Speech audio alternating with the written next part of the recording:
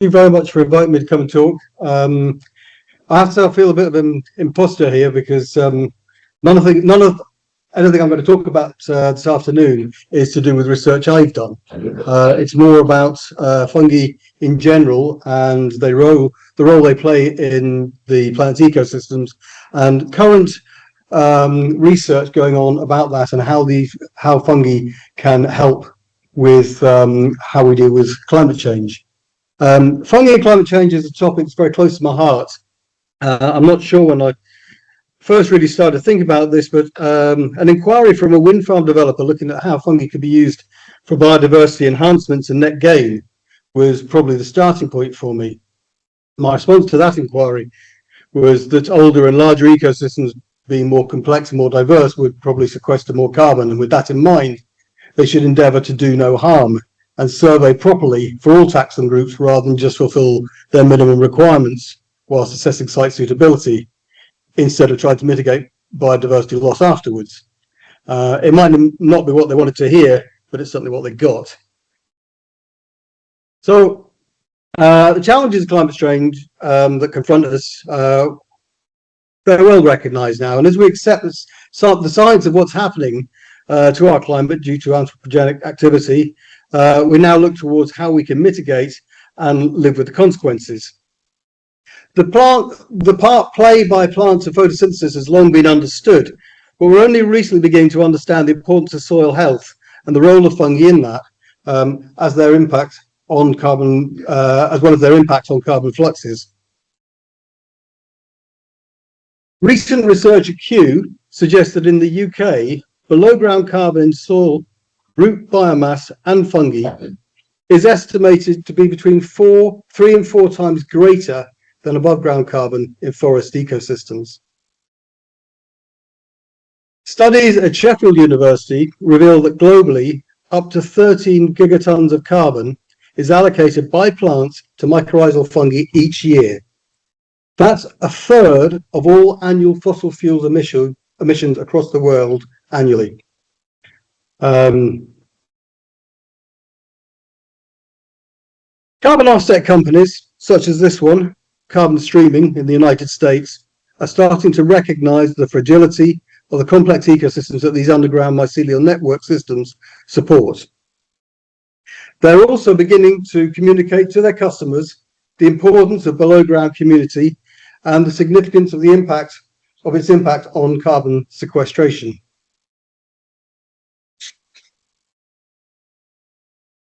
One reason why fungi play such an important part is because of the amount of carbon allocated to them by plants, as you can see by the figures already discussed.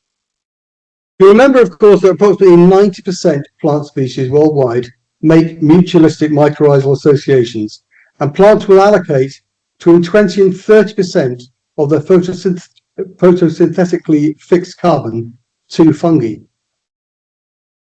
This nutritional resource allows the fungi to grow and increase their biomass. It is claimed that there are roughly 2.2 metric tons of fungi for every person on Earth. It's estimated that below 1 square kilometre of the Earth, the soil contains 16,000 kilometres of mycelium. Why is this important? Well, because unlike plant cell walls of cellulose, fungal cell walls are made of chitin. This is an incredibly complex polymer that is very difficult to break down and makes fungal mycelium a secure long-term carbon store compared to other organic matter within the soil. And as fungi complete their life cycle, the necromass of fungi no longer draws down carbon into the soil. It does form a complex scaffold of organic matter which stabilizes carbon storage, protecting it from decomposition. Another project away from mycology that I'm involved with is a small 55-acre community woodland in Gifford, East Lothian. In 2019, we presented the Community Woodland Trophy at the Scottish Finest Woodlands Awards. This reflected our holistic approach to the custody and care of the woodland on behalf of the community. One of several educational projects we're involved with, which also include forest school, adult learning, assisting SRUC with community project management modules and their degree courses, was a study on oak tree ring chronologies with St Andrews University, which was then developed into a student dissertation on tree species capacity for optimum carbon sequestration in Scotland. The conclusion of the dissertation was that oak was the best species to plant below 260 metres, and that pine was the best species at higher elevations.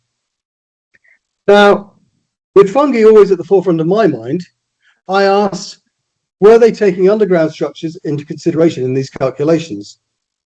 I was alarmed to be told that they would simplify the trees into a cone shape, which was probably more appropriate for coniferous trees, then use the bulk density values to calculate the mass of the wood, and anything below ground would not be taken into account in any of the carbon estimates. They reckoned it was far too difficult to judge, and that simply one could add maybe 20 or 30% more carbon if required to any calculations. That's the extent of consideration to the fungi and soil carbon involved. So with my interest now peaked, I decided to look up UK policy for carbon calculations and came upon the Woodland Carbon Code, which many of you will be familiar with, no doubt. My greatest fears were confirmed when I discovered there was no established mechanism for soil carbon assessment, and that even the latest review of the policy, April this year, suggested that the protocol was still an aspiration rather than an established consideration in the carbon sequestration calculation.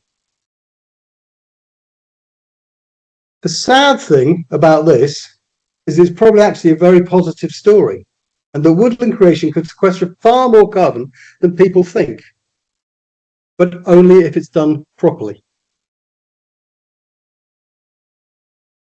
There is ever more pressure, particularly in Scotland, to develop renewable energy infrastructure. And with that pressure comes the associated mitigations, compensations, and enhancements associated with such developments. This threatens other important ecosystems such as peatland. And although this is now recognised as inappropriate and an unacceptable habitat for development, it's still being considered as an option for compensation planting for some projects, believe it or not. As is also grassland.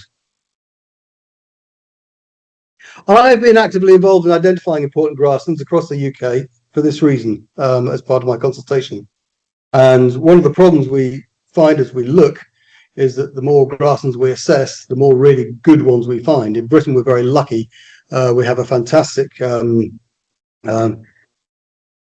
collection of important grasslands, but on a European scale, these grasslands are massively rare, and so we have a huge responsibility to protect those grasslands.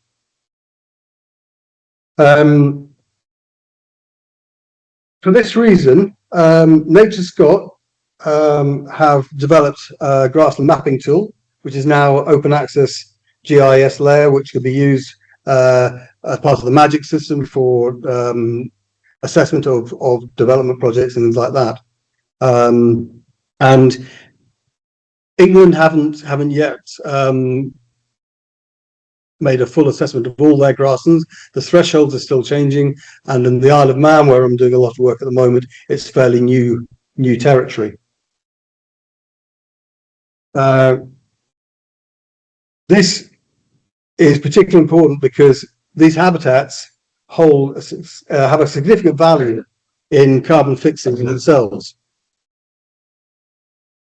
Many of you will have heard of the phrase, the right trees in the right places. Land management practices play a critical role in an ecosystem's ability to store carbon long term. And a recent study in Scotland measured the long-term impact of afforestation on upland heathland with native birch and pine trees, suggesting that some habitats are better left untouched from a carbon ecosystem services perspective. This was a study by our own Stirling University, looking at how fluxes of ECM fungi associated with the planted trees affected the loss or gain of soil organic carbon. And you can see the increase in the soil respiration, I beg your pardon, with the introduction of the trees and their fungal associates, and the significant loss of carbon, soil carbon, in 2 of the plots. So I would argue this should actually be, paraphrase, the right fungi in the right places. One summary of recent research that I found particularly interesting was presented by Karina Clementson from Uppsala on World Fungi Day 2022 in the symposium. Her studies focus on the boreal forest and look at how that ecosystem functions and how fragile it is. And you can see from this slide that changes in global temperatures can affect both above and below ground communities. The boreal forest ecosystem is dominated by seasonality and decomposition rates which favour ectomycorrhizal trees. Transitions between arbuscular and ectomycorrhizal forests can be quite abrupt, as you can see on the far side there. If pushed, this can lead to positive feedbacks which are unlikely to be factored into the current Earth systems modelling. She also looked at the nuances of carbon fluxes within the boreal forest ecosystem, particularly the way in which carbon allocated to fungi in litter was or wasn't mobilised. They assessed decomposition by saprofungi, measuring it on loss of mass or density. They were literally collecting litter, seeing how it decayed, and they were also looking at the mycelial structures and looking at how much mycelial biomass was produced on the root tips. And you'll be familiar with this by other lectures that have been presented, looking at how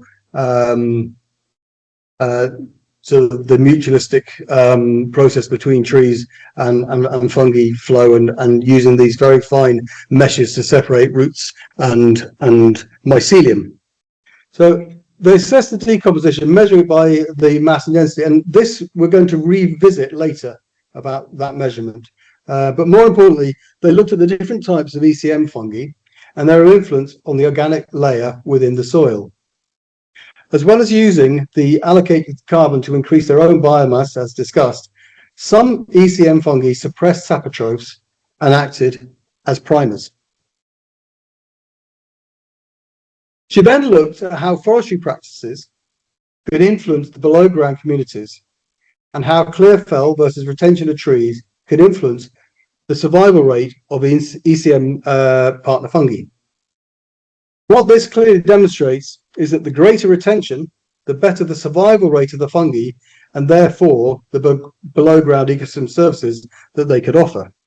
You can see quite clearly, the more trees retained, you can see the loss is more exaggerated as we get to complete clear fell.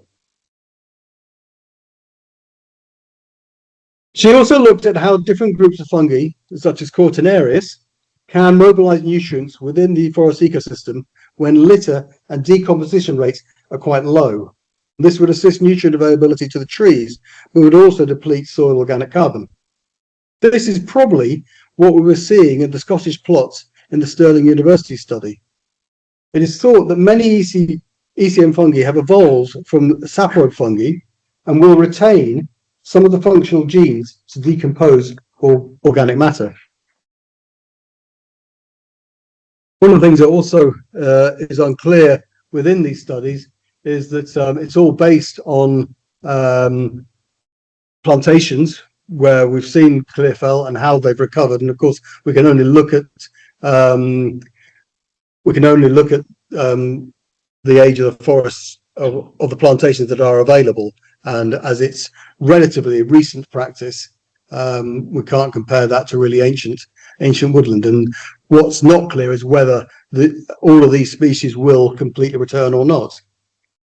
This then leads to how different groups of fungi characterize different ecosystems and how organic matter is stored within soils. This demonstrates how fungi can facilitate the accumulation of organic soils in our heathlands. You can see how the fungal community changes from being dominated by saprotrophs here in the forest. You can see the red at the top there, with very busy in the litter layer and some mycorrhizal activity down the humus layer. But as we move over to the heathland, you can see a suppression of the saprotrophic activity and an increase in mycorrhizal activity. And different groups of fungi enable those processes. I would now like to take a look at what happens to trees at the end of their life. Typically, I'm told that most carbon offset models assess the lifetime of trees over about 100 years, although these models do accommodate thinning as well in their calculations. Now, at that point, if timber is extracted and utilised for, say, construction, that carbon is still fixed until the end of the life of the structures that it was used for. But at that point, whether the timber is decayed or whether it's burnt or whatever, or if it's left in the forest, it's still subject to various processes of decay. The most common ones, of which most of us will be familiar with, are both the brown rot and the white rot. We also encounter soft rots in more extreme environments, which are either too hot, cold, or wet for brown and white rot fungi. Studies at the University of Minnesota by Jonathan Schilling and his lab have looked at different types of these wood decay processes. Brown rot have evolved from white rot fungi to be specialists in breaking down cellulose using a rather complex two-step strategy, deploying reactive oxygen species to loosen plant cell walls. Then they release, and that's remotely, then they release enzymes to suppress the reactive oxygen species activity, and then move in with specialist enzymes to break down the cellulose. Whereas white rot fungi have more powerful generalist enzymes that break down lignin and eventually also all the cellulose left behind. Brown rot fungi are called so because they leave brown cuboid structures of lignin behind, which is absorbed into the soil. In his recent book, The Lives of Fungi, Britt Bunyard suggests even that the topsoil and humus are in fact coloured brown because of the amount of lignin material that they contain. But the brown-white rot balance in wood decay fungi is yet to be globally quantified, but let's say in general, the world is mostly white rot. In North America, Schilling found that the division was roughly 85% white rot to 7% brown rot. And brown rot, although not exclusively so, are mostly associated with coniferous wood in colder climates. For this reason, they dominate the boreal forest. And although they're quite a narrow diversity, they have a very broad range. Phonotopsis pinicola, the bracket you see over the far side, this is a good example. It's known right across the northern hemisphere. And the concern here is that what the effect of rising temperatures will have on brown rot fungi. Depending on how brown rot fungi react to temperature changes, that influences effectively how many Scots pines or Norway spruces that were destined for a brown rot fate would then potentially have a white rot future. The effect that will have on carbon released to the atmosphere rather than sequestered into our soils. Now, the Earth systems modelling have very simple calculations for how organic matter is broken down. They don't look at the signatures of these processes of rot, and by measuring the reduction in mass or density isn't the best way of interpreting what's happened to that carbon. Where we see brown rot occur, it actually degrades the cellulose far quicker, about 25% quicker than white rot fungi. But it leaves a significant amount of carbon within the environment. Potentially, the white rot has the potential to release all that carbon back to the atmosphere.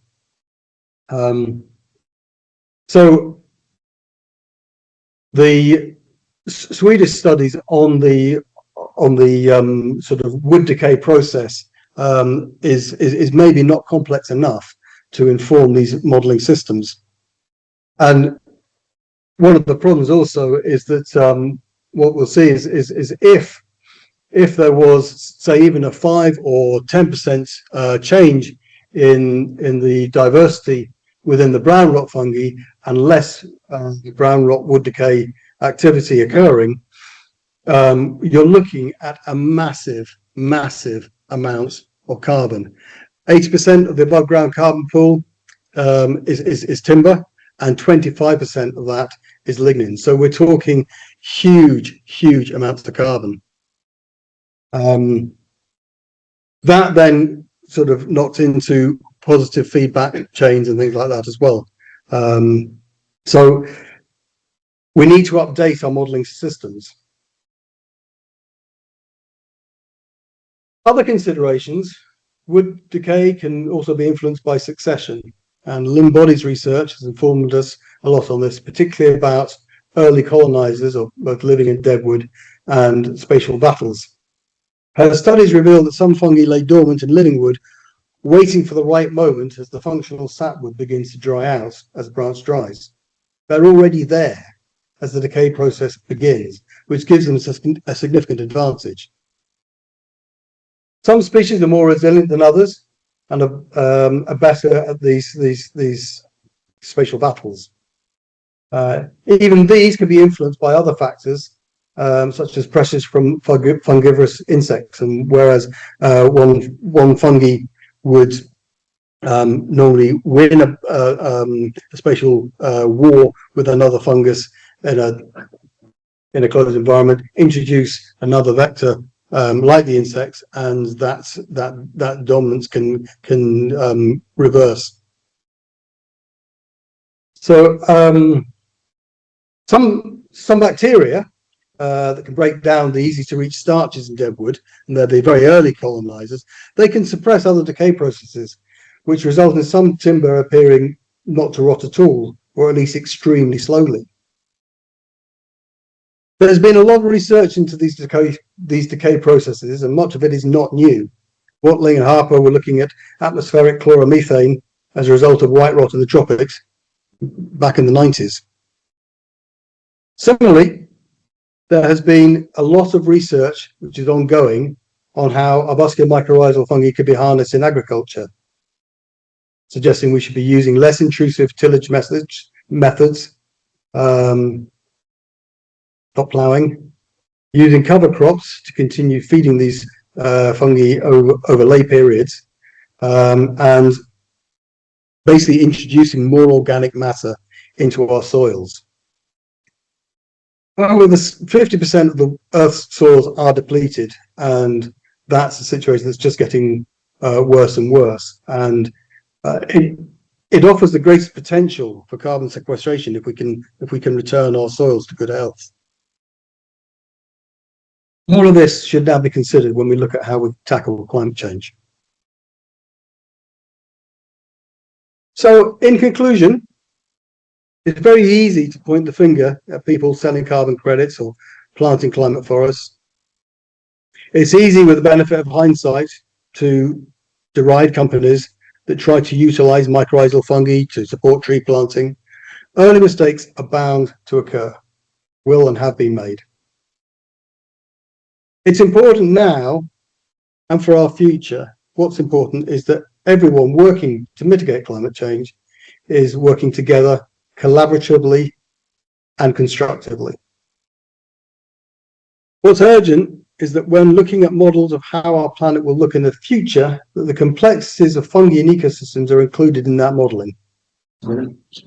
It's important that forestry includes provisions for fungi in modern practices. It's urgent that we consider the implications of improved soil health in our agriculture. So for those of you that remember me from my days when I was studying here, if you hadn't already sort of scuttled off to the table next door in the cafe, my mantra at the end of the day, mushrooms really matter. Thank you for listening.